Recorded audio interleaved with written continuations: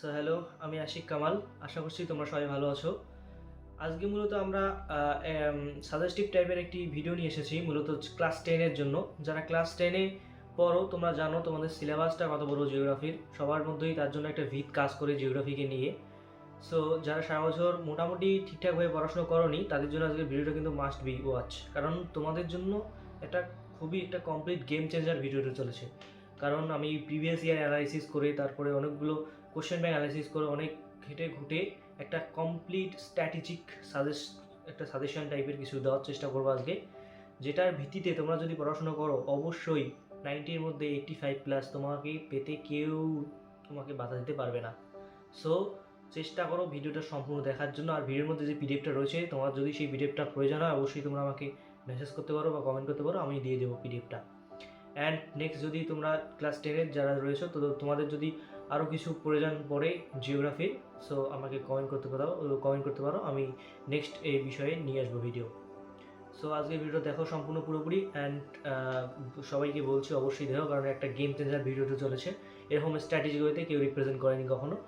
পুরো একটা স্ট্র্যাটেজির সাহায্যে একদম অ্যানালাইসিস করে পুরো সাজেশনগুলো দেওয়া রয়েছে। মার্কেটের মতো এরকম দুই একটা সাজেশন দিয়ে কিন্তু কোনো দিনও কিন্তু সাজেশন পাওয়া সম্ভব না, পসিবল না।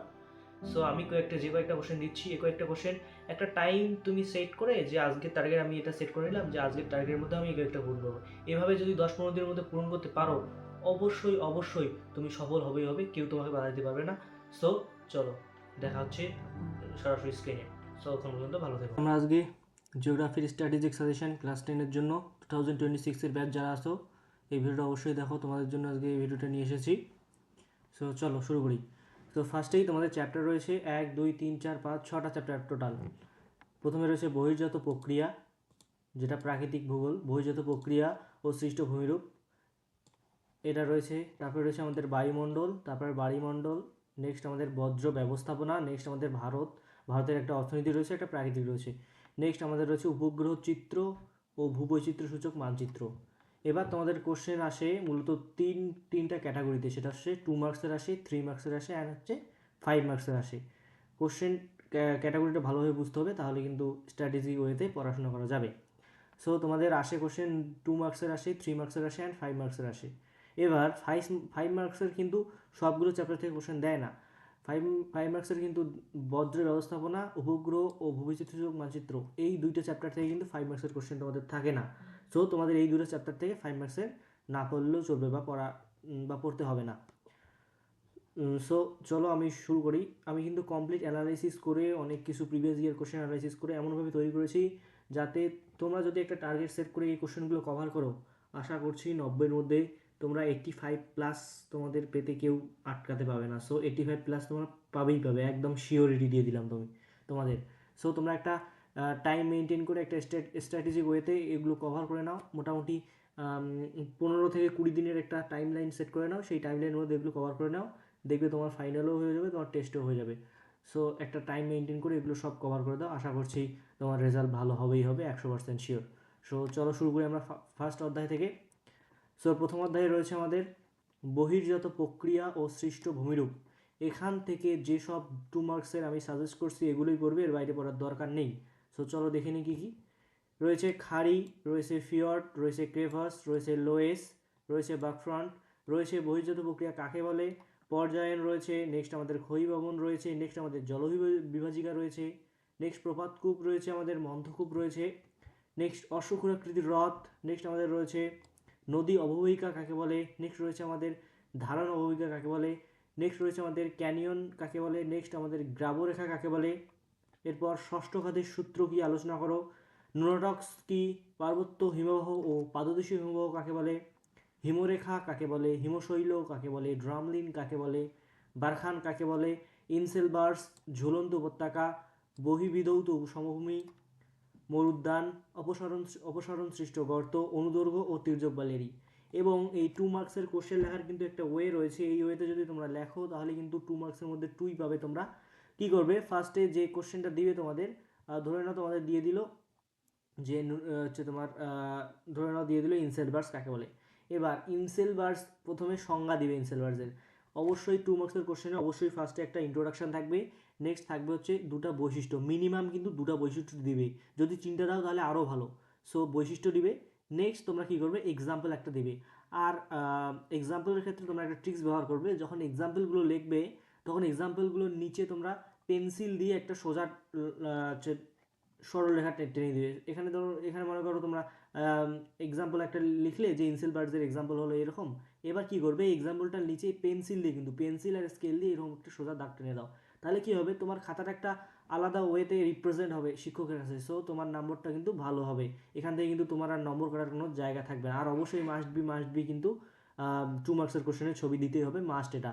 মনে করো এমন একটা কোশ্চেন দিয়েছে যেখান থেকে সচরাচর ছবি হয় না, কিন্তু তুমি এটা ছবি দেওয়ার চেষ্টা করবে, কারণ যখনই তোমার ওখানে ছবি দেখবে শিক্ষক, তখনই কিন্তু তোমার খাতার একটা মান বেড়ে যাবে, তোমার খাতাটার কিন্তু একটা স্টার বেড়ে যাবে। সো সেইভাবে তোমরা প্রস্তুতি নেবে।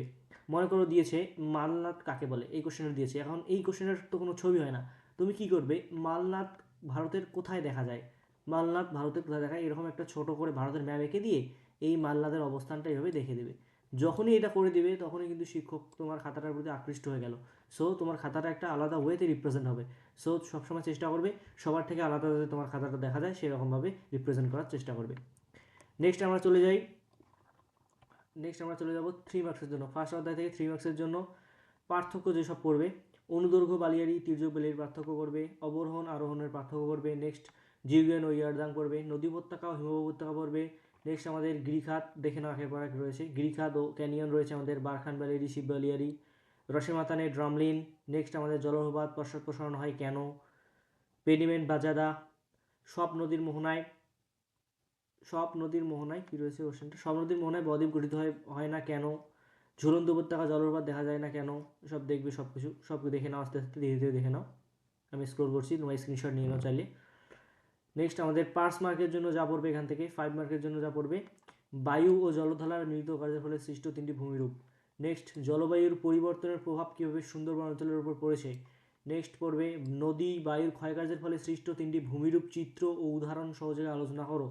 নেক্সট পড়বে মধ্যগতিতে নদীর সঞ্চয় কাজের ফলে সৃষ্ট 3টি ভূমিরূপ চিত্র সহ আলোচনা করো। নেক্সট পড়বে হিমবাহ ও জলধারার মিলিত কার্যের ফলে সৃষ্ট প্রধান ভূমিরূপগুলি চিত্রসহ বর্ণনা করো। সো এই কয়টা ছিল তোমাদের ফার্স্ট চ্যাপ্টার। এগুলো একটা স্ট্র্যাটেজিক টাইম মেনটেন করে একটা টাইম টার্গেট সেট করো, যে এই টার্গেটের মধ্যে আজকের টাস্ক আমি এটাই পূরণ করব।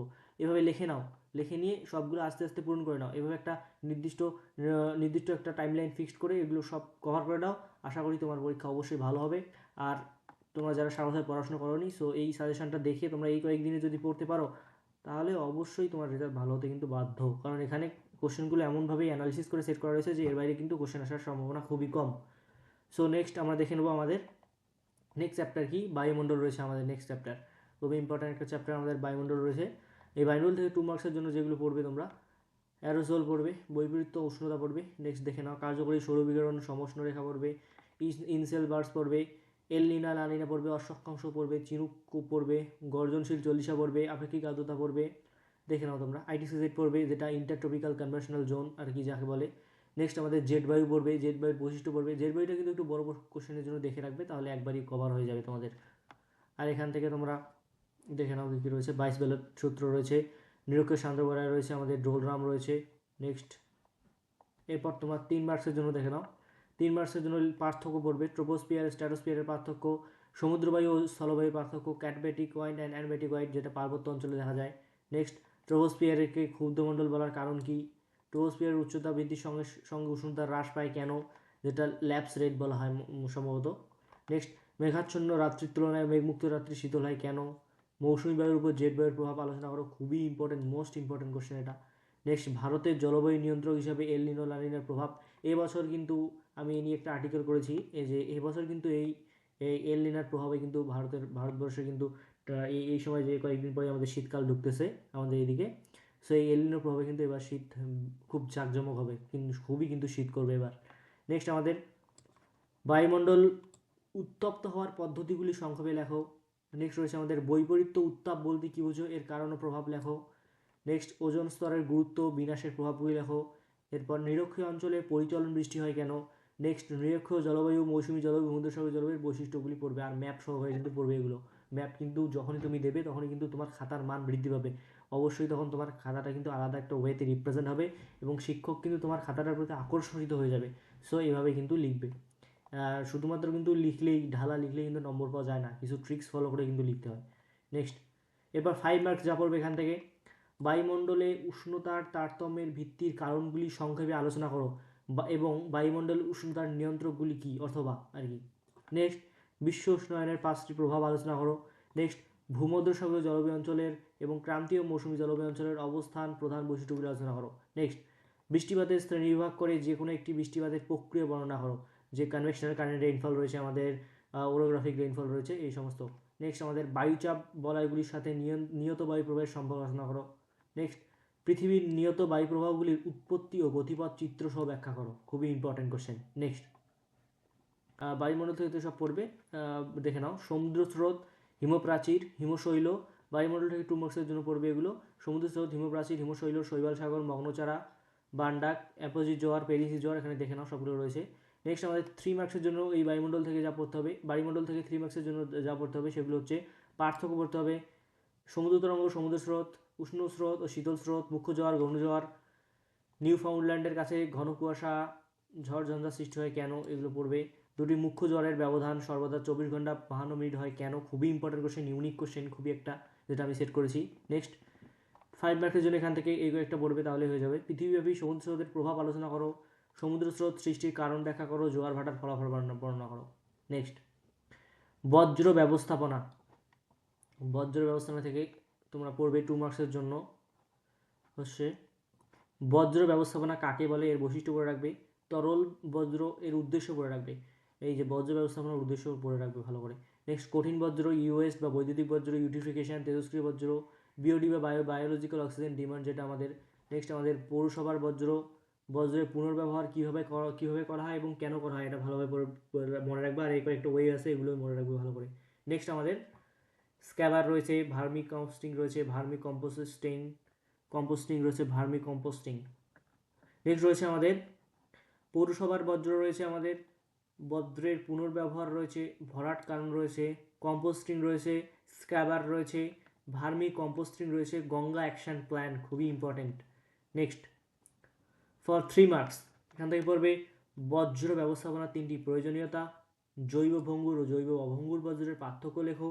নেক্সট পড়বে পরিবেশের উপর বজ্র পদার্থের 3টি প্রভাব সংক্ষেপে আলোচনা করো, বজ্র ব্যবস্থাপনার পড়বে, এর ভূমিকা পড়বে।